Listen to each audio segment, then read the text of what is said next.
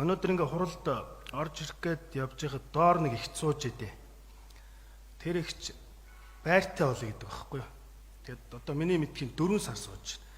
Манай ажлын үүдэнд надтай бараг хуурай ихчтэй болж 2 сар суулаа. Тэгээ наашаа яриа дахиад 2-3 сар сууж байна. Тэгэх тодорхой юмнуудыг тодорхой хэлдэг баймаар байна. Энэ албан тушаалтнууд.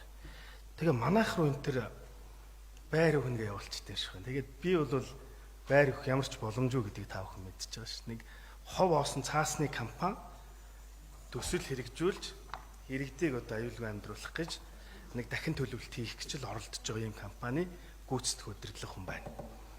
За ингээ ажил хийгээ явж идэл хот төлөвлөлтийн газар дээр ирээд бүх юм гацчихна. Ерөнхий архитектор маань миний дарга болчихно. Тэгээд олдохгүй.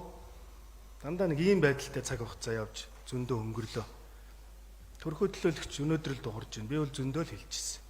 Ийм байгаад байна бодит байдал чинь гэдэг. Өнөөдөр ч гэсэн байхгүй л байхгүй.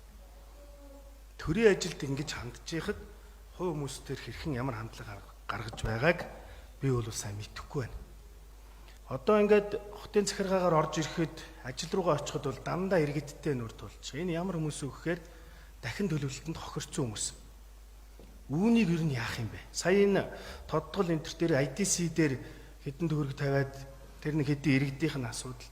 Тэр 5 шарын стэ 5 буюу хур алтан өргөө дээр нь хэдэн төгрөгийн тавиад иргэдийнх нь асуудлыг шийдчих болоогүй юм уу? Энэ иргэдийнх нь асуудлыг яаралтай шийдэхгүй бол дарга нар ажиллая гэвэдэг дунд чатны мань мэт бол өдөр шөнөгүй эднэртэйгээ нүүр тулаад бараг сар шинээр очиж золгох нь холгүй тийм тотн болж шít.